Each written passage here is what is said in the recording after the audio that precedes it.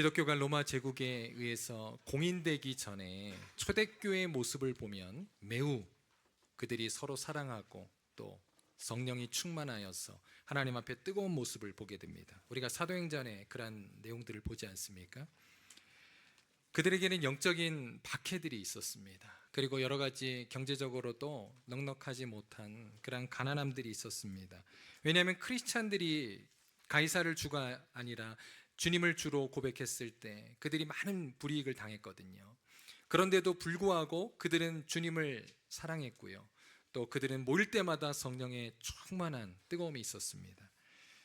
여러분, 우리 한국 교회도 마찬가지입니다. 우리 20세기 초에 1907년도 평양 대부흥이 있기 전에 이제 그 부흥 사경회를 기다리면서 시작됐던 것이 뭔지 아세요? 그게 바로 새벽 기도입니다. 길선주 목사님을 비롯하여서 성도들이 장대원 교회에 모여서 몇 달 전부터 그 사경회를 위해서 자발적으로 기도했던 거예요. 그때는 다 논농사 밭농사를 했기 때문에 이른 아침에 모여서 기도하기 시작했던 겁니다. 그게 바로 새벽 기도의 시작이 된 거예요. 그렇게 열심히 기도하고 주님 찾았기 때문에 우리 한국교회가 역사상 유례없는 그러한 부흥과 놀라운 선교 강국이 되지 않았습니까? 하나님이 축복해 주셨습니다. 그런데 서구교회는 어떻게 되었습니까? AD 4세기경 기독교가 공인된 이후에 오히려 기독교는 더 쇠퇴하기 시작했다는 거예요. 종교의 자유가 주어지고 그들이 마음껏 주님을 예배하고 찬양할 수 있었지만 오히려 영적인 긴장이 풀어지자 사람들은 교회가 아니라 세상으로 나가기 시작했습니다. 우리 한국교회도 마찬가지입니다. 그래서 오늘날 한국교회의 문제가 무엇입니까? 어린 아이들이 없고요. 또 젊은이들이 교회 안에 없다는 거예요. 그래서 한국교회의 미래가 지금 없다는 이야기들을 많이 합니다. 큰일입니다. 여러분, 지금 우리는 마음껏 전도할 수 있어요. 그리고 마음껏 주님을 찬양하고 예배할 수 있습니다. 그런데 우리의 뜨거운 신앙은 도대체 어디로 사라져 버린 것입니까? 존 칼빈은 이렇게 말했어요. 인간의 마음은 우상을 만들어내는 공장이다. 그래서일까요? 우리의 마음이 그 공허함을 채우기 위해서 하나님이 아니라 세상의 것들로 채우고 있는지도 모르겠습니다. 세상으로 그렇게 우상을 삼고 우리는 미지근한 신앙으로 변해졌는지도 모르겠습니다. 오늘 22주년을 맞는 우리는요, 라오디게아 교회에 주시는 오늘 경고의 말씀을 통해서 우리의 영적인 각성이 있기를 바랍니다. 그리고 또 특별히 주님이 기뻐하시는 교회로 우리가 다시 새롭게 시작되어지는 저와 여러분 될 수 있기를 주님의 이름으로 축원드립니다. 자, 오늘 말씀에 들어가기 전에 우리가 라오디게아 교회를 이해하기 위해서는요, 이 지역의 배경과 특징을 조금 알 필요가 있습니다. 먼저 라오디게아 교회의 이 라오디게아라고 하는 지역의 이름은요, 그 뜻이 백성의 정의라고 하는 뜻을 가지고 있어요. BC 250년 셀로쿠스 왕조의 안티오쿠스 2세가 그의 아내의 이름을 본따서 만든 지역이 이 도시입니다. 그의 아내의 이름이 라오디케였대요. 여러분, 사실 오늘날에도 이제 아주 유명한 사람들 그리고 큰 업적을 이룬 사람들의 이름을 따서 도로 이름도 짓고 또 건물 이름도 짓고 하지 않습니까? 여러분, JFK 공항 이것도 그렇고 또 카네기 홀 이런 것들이 다 아주 위대한 그러한 사람들의 이름을 따라서 한 거예요. 그와 마찬가지로 아마 이 안티오코스 2세는 자기 아내의 어떤 공적을 기리기 위해서 하지 않았을까라고 우리가 추정해 볼 수 있고요. 그런데 당시에 여성의 지위가 낮았던 사회 환경을 생각할 때 이것은 굉장히 이례적인 모습이었다는 겁니다. 자, 그렇다면 라오디아 지역이 어땠는지 한번 여러분 사진 보시죠. 네, 조금 AI로 교정한 사진이긴 하지만 저곳에 가본 분들은 아마 다 저 지역에 가보셨을 겁니다. 라오디게아 지역은요, 이처럼 이미 로마의 그 도로가 다 쫙 깔려져 있고 그리고 주변에 많은 건물들이 세워져 있었던 그런 부유한 그러한 아주 현대 문명과도 같은 그런 지역이었다는 거예요. 그리고 지역적으로 이 라오디게아 지역은 서부 해안가, 여러분 투르키에 가보신 분들은 아시겠지만 서쪽 이제 그 에게해 쪽에서 그 지역에 있는 7개 교회 중에 하나가 바로 에베소 교회입니다. 지도 한번 보여주시죠. 네, 저 에베소 보이시죠? 지금 위에. 저기서 이제 오른쪽으로 동쪽으로 쭉 가면 이제 라오디게아가 있는데 한 100마일 정도 떨어져 있습니다. 그리고 그 위로 북쪽으로 보면 히에라볼리가 있어요. 지금 이제 빨간색으로 이렇게 별표 쳐져 있는 지역인데요. 그리고 또 동남쪽으로는 골레소 지역이 있습니다. 여러분 골레소서 아시죠? 우리 성경에 있는 바로 그 지역입니다. 바로 그 중간에 이 라오디게아 지역이 있다는 거예요. 이 지역은요, 최초에 어떻게 복음을 받게 되었냐면 사도 바울의 제자인 에바브로디도를 통해서 이 지역에 선교가 되었습니다. 자, 한번 말씀을 하나 보겠습니다. 골로새서 4장 13절 말씀입니다. 제가 읽습니다. 그는 바로 에바브로디도입니다. 바울의 제자. 너희는 골로새 지역의 성도들이죠. 이게 골로새서니까요. 라오디게아에 있는 자들과 히에라볼리에 있는 자들을 위하여 많이 수고한 것을 내가 증언하노라. 바울이 증언한대요. 그리고 바울이 이들을 위해서 기도하고 또 이들을 찾아갔던 것으로 보입니다. 이처럼 이들이 바울에 의해서 복음을 들었던 거예요. 여러분 이때 얼마나 뜨거웠겠습니까? 이들이 복음을 받고 얼마나 주님을 기쁘게 또 섬겼었겠습니까? 그러한 교회였다는 거예요. 그런데 우리가 한 가지만 더 보기 원하는 것은 이 라오디게아 교회는요, 하나님 복 주셨어요. 그래서 아주 부유한 그러한 도시였다는 겁니다. 얼마나 부유했냐면요, 이미 2000년 전에 아까 보신 대로 도로 포장이 되어 있었고 또 많은 건물들이 있었고요, 당시에 부로 인해 화려한 문명을 가지고 있었대요. 또 이곳에는 의과대학도 있었고 굉장히 문명이 발달했던 지역입니다. 역사가 타키투스라고 하는 사람에 의하면 이 지역에 AD 17년, 60년에 대지진이 있었대요. 그런데 이 지역이 얼마나 풍요롭냐면 로마 정부의 보조를 받지 않고 스스로 이 도시의 재정만으로 그 모든 도시를 복구를 했답니다. 재건을 할 정도로 이 라오디게아 교회는 경제적으로도 아주 훌륭했음을 보여줍니다. 그런데요, 이 지역에도 단점이 하나 있었어요. 그것은 이 지역의 물 사정이 별로 좋지 않았다는 겁니다. 그래서 이 지역의 물을 어디서 끌어오냐면, 이제 아까 지도 다시 한번 보여주시죠. 지도에 보면 저 위에 히에라볼리 아시죠? 거기에서 온천이 이제 나오거든요. 저기 이제 석회암으로 지역으로 되어 있는 온천수가 있는데 저기서 이제 나오는 그 뜨거운 물을 수로로 받았던 거예요. 그리고 밑에 골로새 지역에서는 이제 산지거든요. 저게 이제 시원한 그 계곡에서 나오는 찬물을 받아다가 수로로 사용했던 겁니다. 우리 한번 사진을 조금 더 보겠습니다. 네, 그 다음 사진 한번 보여주시면 이게 바로 온천수입니다. 히에라볼리 파묵갈레라고 하는 곳인데 굉장히 유명한 이곳이 관광지예요. 네, 그래서 이제 석회암으로 해서 아주 아름다운 그러한 지역입니다. 지금도 가보시면 이제 우리가 뜨거운 저 온천수를 경험해 볼 수가 있습니다. 그 다음 그림 한번 또 보여주세요. 이게 이제 수로입니다. 굉장히 열악하죠. 지금처럼 뭐 어떤 파이프관으로 이렇게 잘 되어 있는 것이 아니라 당시에는 이런 열악한 수로관으로 물이 전달이 되었다는 거예요. 그러니까 여러분 한번 상상해 보시기 바랍니다. 이 지역은 농업이 이제 양을 그렇게 이제 목축하는 그러한 지역이었거든요. 그랬기 때문에 이 뚫린 수로로 여러분 물이 지나갈 때 많은 오물들이 같이 이제 있었다는 거예요. 그래서 모사 공장의 폐수도 이곳으로 또 지나가고 또 많은 먼지들이 쌓였지 않았겠습니까? 그러니까 물이 어떻게 되었겠어요? 오염되었겠죠. 그리고 아무리 뜨거운 온천수라 할지라도 저렇게 뚫린 수로로 가다 보면 어떻게 됩니까? 식죠. 또 아무리 찬물도 결국은 뜨거운 태양빛 아래 식어버리게 된다는 거예요. 그래서 이 지역의 물은 미지근했던 겁니다. 그래서 오늘 본문에서 미지근한 그러한 비유가 바로 이러한 물 사정과 관련하여서 주님은 이 라오디게아 교회에게 말씀하셨다는 거예요. 그런데 이 물이 깨끗하지가 않았잖아요. 그래서 이 물을 마시게 되면 구역질이 나고 또 가끔 구토까지 일으킬 정도였다고 합니다. 또 이곳으로 인하여서 또 이렇게 눈병도 생기기도 하고요. 그런 일들이 있었대요. 그래서 의과대학이 그쪽에 있었는지도 모르겠습니다. 자, 이러한 우리가 이해를 바탕으로 한번 오늘 본문으로 한번 들어가 보도록 하겠습니다. 자, 그렇다면 이제 7교회에 주시는 하나님의 칭찬과 책망의 메시지를 좀 받기 원하는데요. 이 라오디게아 교회에 주신 하나님의 칭찬과 책망은 무엇이었을까 한번 보기를 원합니다. 그런데요, 여러분 안타깝게도 이 교회는 칭찬받은 게 없어요. 오늘 한번 본문 다시 한번 보십시오. 눈을 씻고 봐도 칭찬의 내용이 하나도 없습니다. 사실 사대교회도 책망만 받았거든요. 그런데 사대교회 내용을 보면 그래도 그 성도들 중에 일부는 순교적인 신앙을 가짐으로 인하여서 주님이 칭찬하셨어요. 그러나 이 라오디게아 교회는 전혀 칭찬이 없었다는 겁니다. 월스트 중에 월스트한 교회였어요. 그런데 왜 제가 오늘 이 좋은 창립 기념 주일날 이런 월스트한 교회의 말씀을 본문으로 택했는가? 그것은요, 우리에게 영적인 반면 교사로 삼기 위한 것입니다. 여러분, 이 라오디게아 교회의 모습은 우리 교회의 모습일 뿐만 아니라 이 현대 교회의 모습이기 때문이 그래요.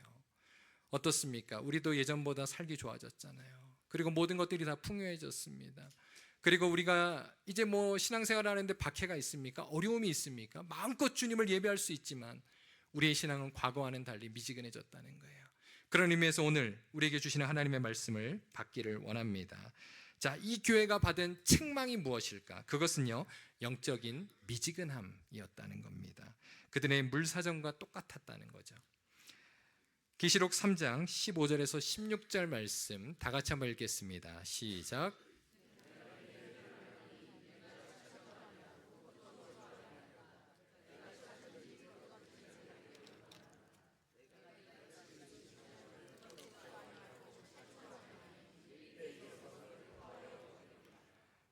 여기서 미지근하다라고 하는 것은 무엇을 말할까요? 이것은 단순히 신앙의 감정 상태를 이야기하는 게 아닙니다.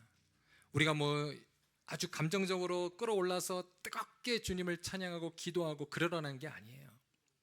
이건 감정과는 상관없습니다. 그렇다면 여러분, 차지도 않다는 표현을 우리 어떻게 해석하실 겁니까? 이 교회가 상실한 뜨거움과 차가움은 무엇인가? 하나씩 한번 보겠습니다. 먼저 뜨거움은 뭘 이야기하냐면 하나님과 이웃을 향한 사랑을 이야기하는 거예요. 하나님과 이웃을 향한 사랑입니다. 본문 14절에 보면은요, 예수님의 모습과 이 교회의 모습이 대조를 이루어요. 교회 머리 대신 예수님을 이제 소개하시거든요. 14절에 보면 뭐라고 소개하십니까? 아멘이시여 그랬잖아요. 오늘 찬양대에 우리 아주 힘찬 찬양과 같이 주님은 충성된 아멘, 예 그렇습니다, 주님 앞에 순종하는 그런 분이셨다는 거예요. 그리고 신실하고 참된 증인이 되신다라고 말씀하고 있습니다. 이게 바로 주님이 원하시는 뜨거운 모습이라는 거예요. 하나님을 사랑하고 이웃을 사랑하는 것은 주님이 우리에게 가르쳐 주신 가장 으뜸인 계명입니다. 이 계명을 아멘으로 그리고 신실함으로 우리는 순종하고 있습니까? 그렇지 않다면 우리는 뜨거움을 상실한 거예요. 그 다음 두 번째, 차가운 것은 무엇일까? 이 교회가 상실한 차가운 것, 여러분 여기서 차가운 것은 긍정적인 의미로 쓰인 겁니다. 제가 아까 말씀드렸죠. 물 사정이 좋지 않아서 골로새에서 계곡에서 오는 차가운 물이 이 지역에 전달되었다고 말씀드렸습니다. 찬물의 여러분 기능은 무엇이죠? 우리의 갈증을 해소해주고 목마름을 해소해준다는 겁니다. 그래서요, 구약 성경에 보면 찬물의 용도를 이렇게 비유하죠. 잠언 25장 13절입니다. 우리 한번 다 같이 한번 읽겠습니다. 시작. 충성된 사자는 그를 보낸 이에게 마치 추수하는 날의 얼음 냉수 같아서 능히 그 주인의 마음을 시원하게 하느니라. 여기 보시면 얼음 냉수, 이거 찬물 아닙니까? 여러분, 우리가 여름에 찬물을 먹으면 얼마나 속이 시원합니까? 주인의 마음을 시원케 하는 것, 이것이 바로 차가운 기능이었다는 거예요. 주님이 이것을 회복하라는 겁니다. 주님의 마음을 시원케 하는 교회. 그렇다면 이 교회가 지금 어떤 상태라는 겁니까? 미지근하다는 것은 곧 주님의 마음을 답답하게 하고 있다는 거예요. 예수님께서 이러한 상태를 꾸짖고 계십니다. 그런데요, 그냥 충고하는 정도가 아니라 엄하게 경고하세요. 자, 16절 하반절 다시 한번 제가 읽습니다. 내 입에서 너를 토하여 버리리라. 지금 개역개정에는 토하여 버리리라 그랬는데요, 예전에 우리 개역 성경에 보면 토하여 내치리라 그랬어요. 그런데요, 이 번역이 매우 잘 된 겁니다. 우리 한글 성경이 제가 원어를 보니까 때로는 이제 원어와 조금 잘못된 그런 성경 번역들도 좀 있어요, 한글 성경 안에. 그래서 가끔 이제 그런 것들을 저희가 또 목사님들이 이렇게 풀어주기도 하는데 이 번역은 굉장히 잘 된 거예요. 제가 NIV랑 ESV를 좀 찾아보니까 거기에는 spit you out이라고 기록되어 있습니다. spit이라는 게 그냥 내뱉다는 거잖아요. 침을 내뱉듯이. 그런데요, 여러분, 그냥 뱉어내는 정도가 아니라, 그래서 NIV랑 ESV는 그렇게 기록이 되어 있는데 다른 성경을 한번 찾아보니까 NKJV 같은 경우는 정확하게 번역이 됐어요. 그래서 vomit you out, 토해내다, 이렇게 번역이 돼요. 한글 성경하고 똑같이 번역이 되어 있습니다. 즉 주님께서 느끼신 불편함은 단순히 입에 쓰기 때문에 뱉어내는 정도가 아니라 역겹다는 거예요. 이건 도대체 참을 수 없다는 것을 주님은 이야기하고 있는 것입니다. 그들의 미지근함은 단순한 부족함이 아닙니다. 하나님이 강하게 거부하시는 그런 경고의 메시지였다는 겁니다. 그렇다면 이 교회의 문제를 이제 한번 진단해 보겠습니다. 어떻게 하다가 이 교회가 이러한 상태에 빠지게 되었을까? 자, 우리가 정확하게 진단을 해야 처방전이 나올 것 아닙니까? 우리 한번 먼저 진단으로 들어가 보겠습니다. 17절입니다. 17절 말씀 한번 제가 읽습니다. 내가 말하기를 나는 부자라 부요하여 부족한 것이 없다 하나 내 공고한 것과 가련한 것과 가난한 것과 눈먼 것과 벌거벗은 것을 알지 못하는도다. 자, 여기서 어떠한 원인을 여러분 찾으셨습니까? 이들의 원인은 바로 교만함에 있었다는 거예요. 영적인 교만함, 자만심에 있었다는 겁니다. 보세요. 나는 부자라 부요하여 부족한 것이 없다. 3번씩이나 세상적인 그러한 부요를 자랑하고 있잖아요. 이러한 물질적인 풍요가 영적인 교만을 만들어낸 겁니다. 영적인 자만심을 만들어낸 거라고요. 그로 인하여서 이들의 영적인 시각이 멀어지게 된 거예요.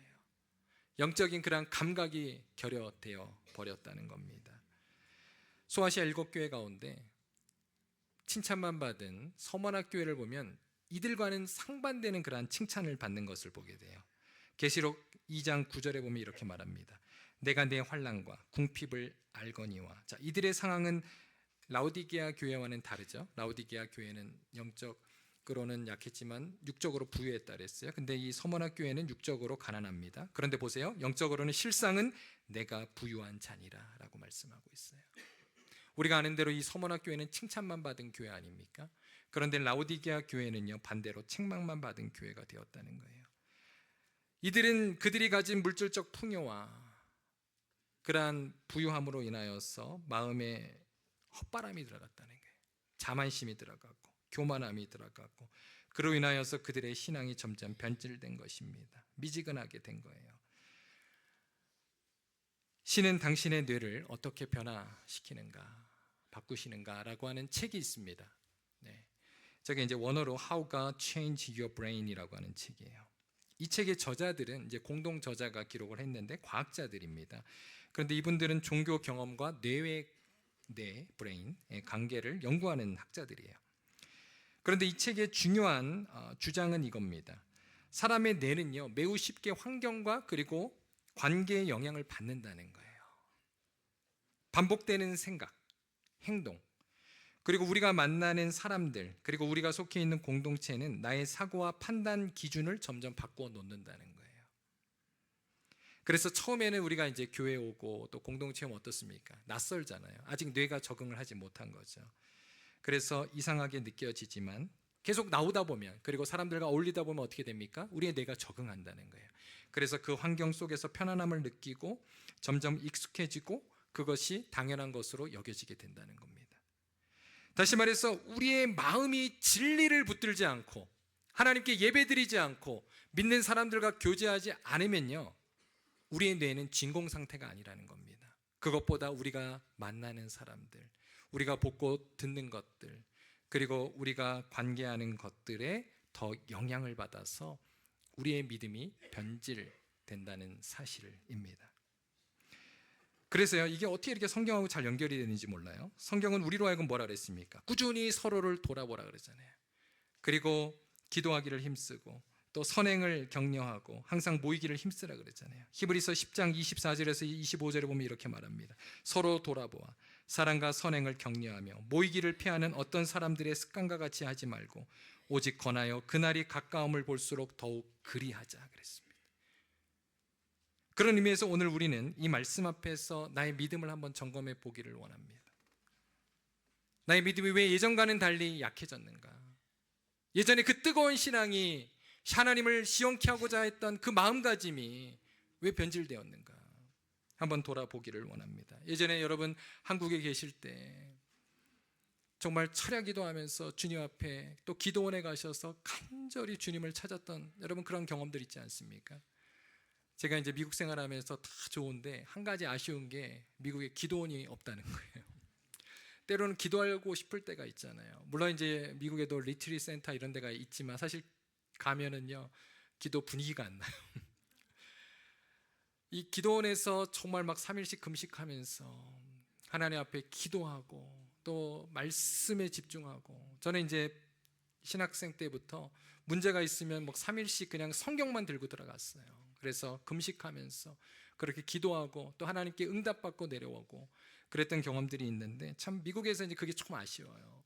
여러분 그런 경험들 여러분 다 있지 않습니까? 그리고 여러분 이민 초기에 이곳에 오셨을 때 얼마나 다 힘드셨습니까?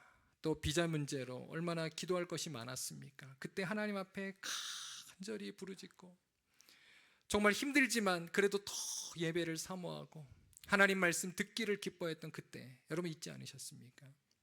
또 코비드 전에도 우리 교회도 예전에 철야기도도 있다고 들었어요. 막 열심히 더 모여서 하나님 앞에 예배하고 기도하기를 힘썼던 적들이 있지 않았습니까? 그런데 왜 지금은 우리가 그것이 식어졌습니까? 과거보다 우리가 더 못해졌습니까? 아니잖아요. 경제적으로 또 생활적으로 과거보다 더 나아지지 않았습니까? 더 안정되지 않았습니까? 신분이 생기지 않았습니까? 얼마나 주님을 예배하고 찬양하고 기도하기 좋을 때입니까? 그런데 우리의 신앙은 이상하게 또 미지근해져 버렸다는 거예요. 여러분 나의 신앙이 지금 어떠한 관심을 갖고 있는지, 그리고 내 뇌가 어떠한 영향을 받고 있는지는요, 한번 여러분이 지난 한 주의 삶을 이렇게 한번 돌아보시면 돼요. 내가 무엇을 많이 보았고 무엇에 많이 영향을 받았고 또 누구와 많이 어울렸고 또 어디에서 있었는지 여러분 한번 점검해 보시기를 바랍니다. 자, 이러한 상태 가운데서 이제 성경은요 우리에게 다시금 처방전을 허락해 주고 있습니다. 자, 우리의 미지근함을 고칠 수 있는 해결책을 오늘 본문은 세 가지로 가르쳐 주고 있어요. 첫 번째 18절 말씀해 보면 불로 연단한 금을 사서 부요하게 하라라고 말씀하고 있습니다. 여기서 불로 연단한 금이라고 하는 것은 무엇일까요? 정제된 금을 이야기하는 거잖아요. 그래서 욥기 23장 10절에 보면 그가 나를 단련하신 후에는 내가 순금같이 정금같이 나오리라라고 욥은 고백하고 있습니다. 바로 이러한 금은 순전한 믿음을 말하는 거예요. 여러분 연단받은 믿음을 말해요. 흔들리지 않는 믿음을 말한다는 겁니다. 주님께서는 우리가 언제 어디서나 이와 같이 흔들리지 않는 믿음을 갖기 원하시는 줄로 믿습니다. 주님은요 때로는 고난을 통해서 우리를 이렇게 연단하세요. 또 여러분 우리가 어떻게 이러한 믿음을 가질 수 있을까요? 그것은요 우리의 믿음이 성장할 때 이러한 믿음을 가질 수 있게 된다는 겁니다. 디모데전서 4장 5절에서 6절 말씀 한번 보겠습니다. 한번 다 같이 읽습니다. 시작. 하나님의 말씀과 기도로 거룩하여 짐이라. 내가 이것으로 형제를 깨우치면 그리스도 예수의 좋은 일꾼이 되어 믿음의 말씀과 내가 따르는 좋은 교훈으로 양육을 받으리라. 여기에 보면 하나님의 말씀과 기도로 우리가 거룩해진대요. 이건 성화를 말합니다. 그뿐만 아니라 지금 6절에 보니까 믿음의 말씀이라는 단어가 쓰여져 있죠. 여러분 믿음과 말씀의 관계가 어떠한 관계입니까? 바로 우리의 믿음은 말씀을 통해서 생긴다는 겁니다. 말씀을 통해서 예수님을 믿게 되고 또 우리의 믿음의 성화가 말씀을 통해서 이루어진다는 거예요. 그래서 믿음의 말씀이라는 단어를 바울은 사용하고 있습니다. 사랑하는 성도 여러분, 이 말씀을 통해서 우리가 지난 한 주 동안 얼마나 하나님의 말씀을 가까이 했는지, 그리고 하나님의 말씀을 묵상하고 적용하기 위해서 얼마나 몸부림쳤는지 이 시간 한번 돌아볼 수 있기를 바랍니다. 말씀은요 영혼의 양식입니다. 기도는 영혼의 호흡이라 그러잖아요. 우리에게 가장 자연스러운 겁니다. 우리가 음식을 먹지 않고 호흡하지 않고 살 수 없어요. 영적으로도 똑같습니다. 우리가 말씀을 먹지 않고 기도하지 않고 우리는 약해질 수밖에 없습니다. 제가 이전에 이제 사역하던 교회에서 이제 창립 멤버시고요. 저희 이전에 있던 교회는 55주년 정도가 됐어요. 그 지역에서 가장 첫 번째로 세워진 교회입니다. 그런데 이제 창립 멤버시고 은퇴 장로님이세요. 거의 90이 다 되셨습니다. 권사님도 두 분이 살아계시는데 이 장로님은 이제 다 은퇴하셨기 때문에 이제 또 뭐 다른 일들은 없으시지만 1년에 성경을 4독에서 5독을 하세요. 그래가지고 저희는 이제 저희 교회도 이제 이렇게 성경 있는 분들 다 이렇게 매달 체크를 하지 않습니까? 근데 이분은요 3개월 지나면 1독했다고 보내세요. 그러니까 이제 또 6개월 지나면 2독했다 그러고 또 9개월 지나면 3독했다 그러고 그렇게 하시는 분이세요. 거의 권사님이 그러시는 거예요. 우리 장로님은 식사만 하시면 그냥 골방으로 간다는 거예요. 그래가지고 말씀만 읽으시는 거예요. 그런데 말씀만 읽는 게 아니고요. 이분은 말씀을 암송도 하세요. 그러니까 우리처럼 뭐 한 구절 두 구절 외우는 게 아니라 에베소서를 다 외웁니다. 그리고 아직 안 놀셔, 더 놀라셔야 되는데요. 빌립보서를 다 외우시고요. 로마서는 다는 아니지만 부분적으로 8장 뭐 중요한 장들이 있잖아요. 다 외우세요. 그리고 또 구약의 말씀 시편도 그렇고 시편도 외우시는 게 엄청 많으세요. 그런데 장로님이 아침마다 이제 아침 식사를 하시고 일단 방으로 올라가셔가지고 1시간 동안 자기가 그 암송하는 내용을 매일 반복을 하신대요. 그래서 나이가 90이 다 되셨는데 이걸 지금도 외우시는 거예요. 그래서 제가 여쭤봤어요. 장로님 어떻게 이렇게 기억력이 좋으십니까? 이걸 어떻게 이렇게 다 외우세요? 했더니 그게 아니고요. 저는 그냥 아침마다 일단 식사하고 올라가서 1시간 동안 외웁니다. 그러니까 매일 반복을 하시는 거예요. 그래서 장로님이 하시는 말씀이 제가 제일 싫었을 때가 개역 성경에서 개역 개정으로 바뀔 때였대요. 그래서 다시는 성경이 바뀌면 안 되는데 그 전에 제가 죽어야 되는데 이러시면서 하여튼 농담도 하셨어요. 대단한 분이세요. 그리고 항상 이분은 그렇게 말씀을 읽고 또 사시고 또 교회 안에서 항상 그분이 앉는 자리가 있어요. 우리 여기 우리 이영범 우리 집사님 또 우리 이명정 권사님이 앉으신 조 자리 딱 두 번째 자리 항상 장로님 권사님이 거기 앉으셔가지고 담임 목사가 설교를 하던 그냥 이제 뭐 20대 전도사가 설교를 하던 저기 앉아서 간절한 마음으로 늘 말씀을 들으시는 거예요. 얼마나 말씀을 사모하는지 몰라요. 그뿐만 아니라 또 겸손하셔가지고 이제 교회 창립 멤버시잖아요. 그러니까 교인들을 다 아세요. 이분들은. 그러니까 뭐 성경을 외울 정도니까 교인들도 다 아시는 거예요. 이름도 거의 아시고. 그런데 본인들이 딱 봤을 때 새신자잖아요. 그러면은 먼저 가세요. 장로님이. 그래서 90이 다 되신 어르신이 먼저 그분에게 깍듯하게 인사하고 이름을 꼭 묻습니다. 이름이 어떻게 되세요? 20대 청년이라 할지도 청년한테까지 가서 이름을 물어보세요. 그리고 이름을 적으시고 또 외우시는 거예요. 그리고 항상 친절하게 그렇게 환영하는 우리 장로님이 계셨어요. 그 교회는요 55주년을 겪으면서 그래도 큰 어려움 없이 한 번도 교회가 깨지거나 분립되지 않고 지금까지 건강하게 그리고 그 지역에서 가장 큰 교회로 55년을 그냥 유지하는 거예요.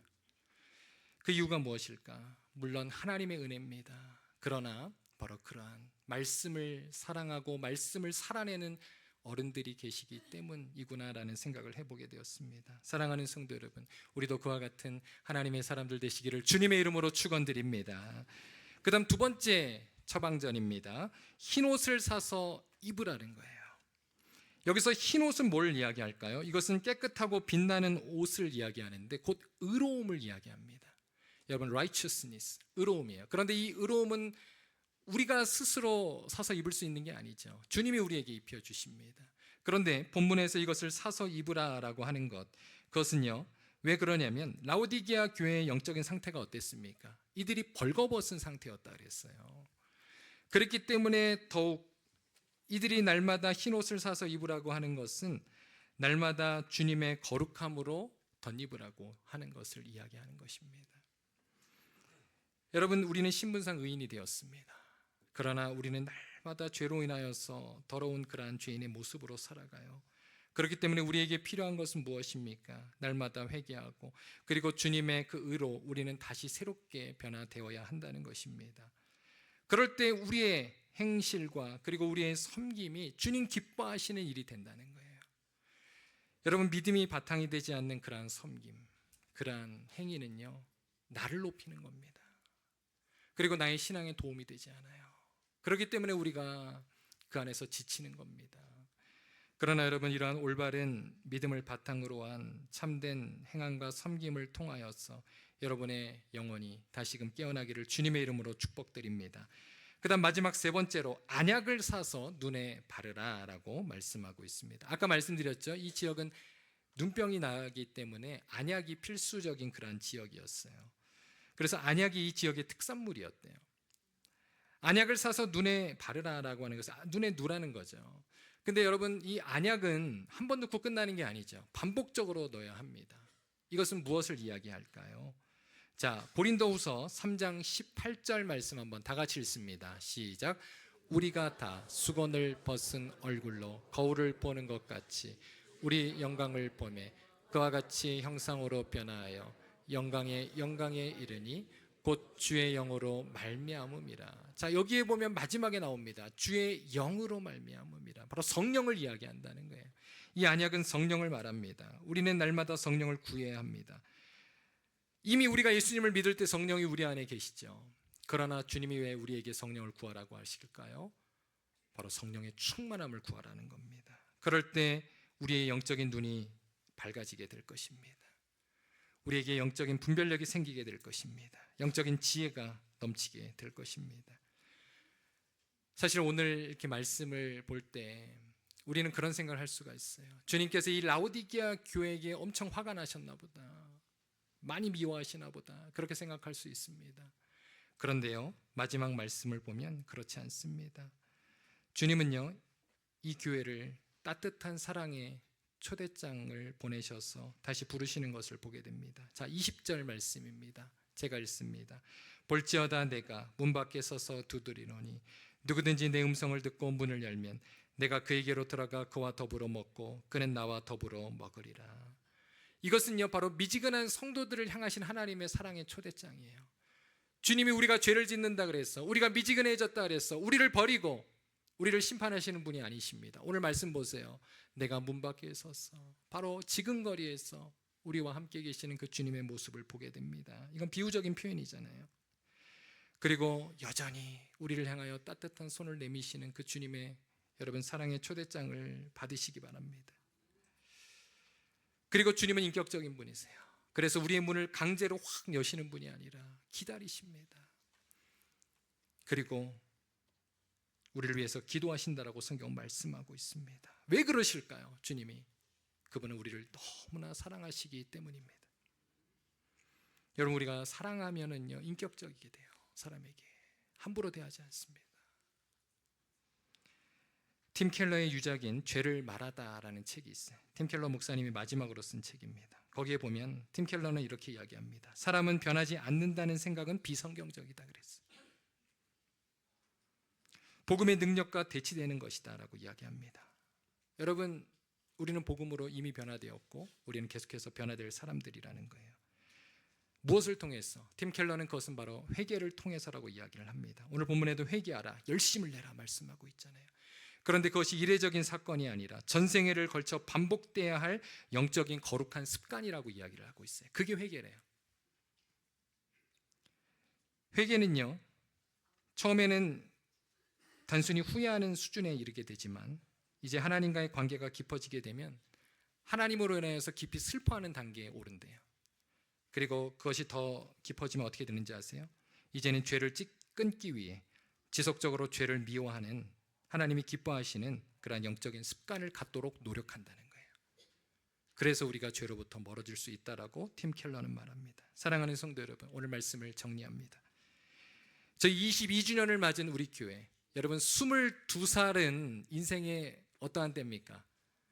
네, 아주 활기발랄하고 그리고 힘이 있는 때 아닙니까? 한국에도 보통 그 나이 때 다 군대 데리고 가잖아요.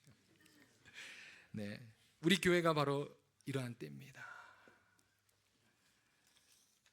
그러므로 여러분, 이러한 생각을 버리시라는 거예요. 좀 전에 팀 킬러의 말대로 나는 변할 수 없어, 나는 할 수 없어, 그러한 여러분 이야기를 하지 마시라는 거예요. 그것은 비신앙적인 이야기입니다. 또 어떤 분들은 그래요. 내 인생에 이제 이미 전성기는 지나갔습니다. 젊은 사람들이 해야죠. 여러분, 다음 주에 설교할 건데 제가 조금 미리 스포를 하면 갈렙을 생각하십시오. 85세 이산지를 내게 주소서라고 이야기했던 갈렙을 볼 때 우리는 아무도 핑계댈 수 없다는 거예요. 믿음의 사람들은 세상 사람들처럼 과거를 회상하며 과거를 붙들며 살아가지 않습니다. 우리는 하나님의 사람입니다. 그러므로 미래를 향해 살아가야 할 줄로 믿습니다. 영국의 시인인 로버트 브라우닝은 이렇게 이야기했어요. The best is yet to come. 최고의 순간은 아직 오지 않았다. 그렇습니다. 하나님을 믿는 사람들에게 가장 좋은 날은 이미 지나간 과거가 아니라 아직 오지 않은 줄로 믿습니다. 여러분, 우리의 최고의 예배는 아직 오지 않았습니다. 우리의 기도는 더욱 깊어져서 주님께 영광 돌리는 그 최고의 기도로 응답받을 날이 아직 오지 않았습니다. 우리의 부흥은 이미 지나간 이야기가 아니라 바로 지금 그리고 미래에 시작될 이야기임을 여러분 기억하시기를 바랍니다. 사랑하는 성도 여러분, 하나님은 지금도 새로운 길을 여시고 새로운 일을 시작하시는 분이십니다. 그것은 바로 갈렙과 여호수아와 같이 믿음을 가진 자를 통해서 주님이 이루셨음을 우리는 알고 있어요. 우리 다 같이 믿음을 가집시다. 다시금 미지근한 신앙을 버리고 주님 앞에서 뜨거운 신앙으로 회복합시다. 주님을 시원케 하는 저와 여러분 될 수 있기를 주님의 이름으로 축원드립니다. 그러므로 지금까지 하나님께서 여기까지 인도해 주셨던 것처럼 앞으로도 하나님께 영광 돌리는 우리 교회 될 수 있도록 여러분 함께 기도해 주시기를 바랍니다. 같이 이 시간 찬양